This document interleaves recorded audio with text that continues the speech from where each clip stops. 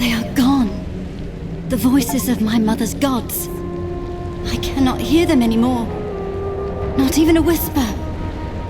They are lost. You will not see them or hear them ever again. You lie, child. Or whatever you truly are behind that innocent face. No, Jane Cassinder. I speak the truth. What remained of your mother's gods has been destroyed. That power was dangerous. Better that it's gone. No. It was precious. My mother searched for thousands of years, and this was the only remnant of her gods that she ever found. The power in this forest might have been used to restore the old gods and all their servants to life. Not the twisted half-life that you gave them, Jane Cassinder. A true rebirth, as they were at the dawn of the world. But you called upon that power to destroy, not to create. You twisted the power of creation to your own ends, until all that was left was an empty shell. We have a decision to make. What to do with Jane. What do we gain from killing her? It is a principal tenet of all reputable philosophy that anyone may be rehabilitated. Must we not try? I expect no mercy from the Legion. Do as you... Before I pass judgment on you, I want to know why you acted as you did. Honestly, and in your own words. Why did I murder your father? That is what you want to hear, is it not? I was young, full of anger. My own father was dead by the Legion's hand. So I raised an army. I swore to avenge him myself, if I had to carve my way through every chapter house in Ebb. If the other Legionnaires had handed over Mont Baron, I would never have hunted them down.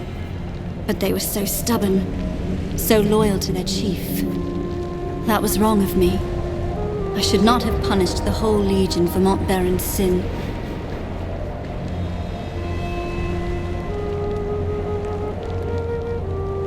The Mornwheel was sacred to your people, and especially to your mother. Why would you confront the Legion here? Mont Baron lured me to this place. Somehow, he knew what I was. And he knew that this forest was sacred to me. He believed that I would never dare to strike him down. Not in the presence of my mother's gods.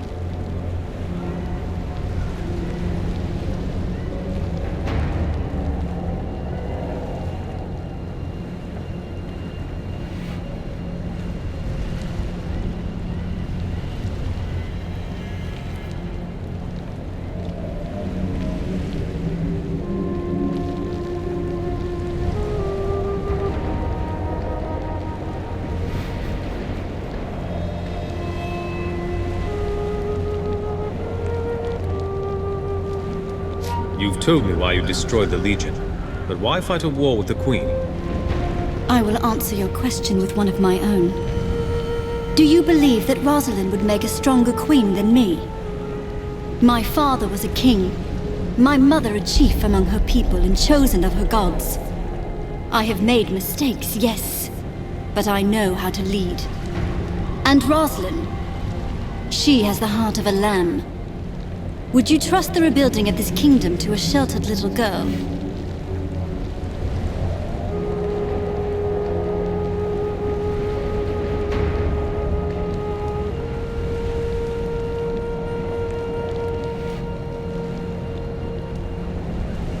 By the laws of Ebb, Rosalind has the better claim.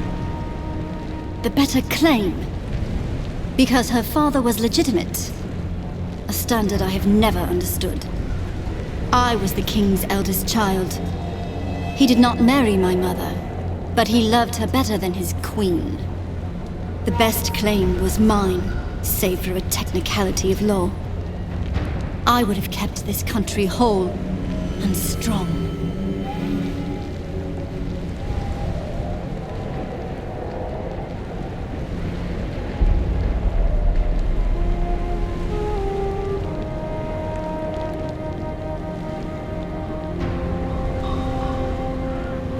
You're sorry for killing the Legionnaires, but not for killing my father. I take no pride in the pain I caused you. But I am not sorry for the death of Hugh Mort Baron. No, I would kill him again. He murdered my father, and I don't care what his reasons were. You asked for honesty. There you have it.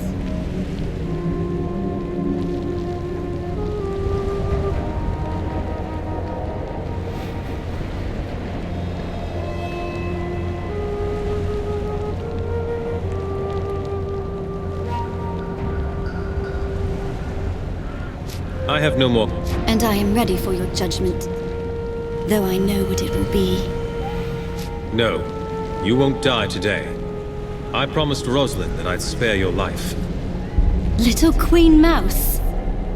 I owe my life to that cringing girl. That is a fine irony. Am I to be your prisoner, then? Paraded through the streets in a gilded cage?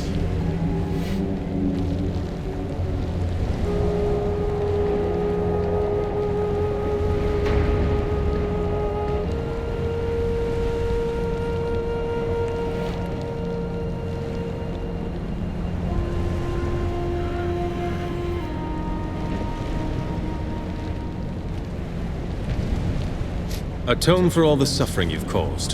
Help us to rebuild the kingdom. Maybe build more colleges and less oversized fortresses this time around? You are not the Legion I remember. They were arrogant, and they would never have proposed such a thing. Very well. You have my promise.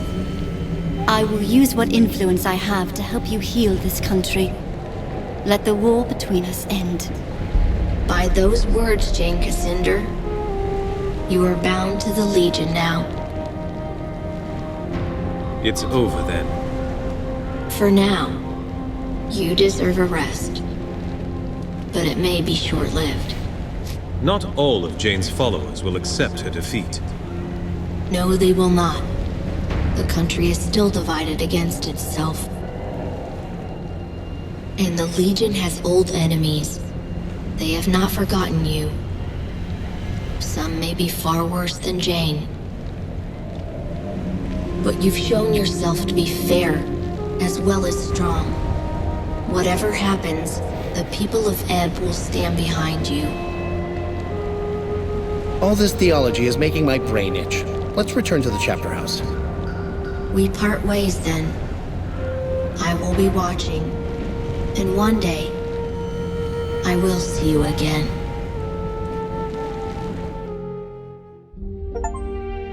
You bid farewell to the Radiant Youth, and he sent you back to our chapter house in Stonebridge, where I awaited your return. In the weeks that followed, news spread of Jane Cassinder's defeat. Her armies scattered, giving us time to rest and regroup. Martin Guiscard returned safely from the Spire, along with Meister Wolf and the Automaton army. Only a few weeks later, elections were held in Stonebridge. Meister Wolf, who had been so public in his support of the Legion, swept to victory, and was declared mayor of the city. He credited you for his success. The people of Stonebridge deeply respected your decision to hand over the dapper old gent to the city authorities. After the humiliating events in the foundry, Meister Castle was forced to resign as guildmaster of ironmongers. The Cyclopses negotiated a new contract for higher wages, and with the help of Meister Fiddlewick, formed a new workers' union. For the first time in 100 years, they were permitted to leave the foundry and spend their newfound wealth in the markets and taverns of Stonebridge. Cyclopses are becoming an increasingly common sight in Stonebridge, and many believe that they will eventually take their place as equal citizens of the town. After many months of confinement, the dapper old gent was sent to the gallows and hanged. His body was supposed to be returned to the Legion, but it vanished on the following night. To this day, no one has been able to find the gent's remains. It seems he is destined to remain a mystery in death, just as he was in life. With the reopening of the Hero's Crypt, pilgrims returned to the Rukenval, and merchants followed. The following winter was harsh, just as Lazar Basili feared. But thanks to the trade from the south, the people of Ravensrill stayed warm and fed. When spring came, many more pilgrims arrived, and the town of Ravensrill grew wealthy again. Lazar and his people built a new stone wall around the town, and reclaimed their abandoned houses and farmsteads from the forest. It is a happy change of fortune for a long-suffering town. In his last letter to me, Lazar added one other piece of news. Gunderic Manor has a new mistress, a witch called Leona. The manor has become a gathering place for scores of Lascanzi witches, many of whom are apparently quite beautiful.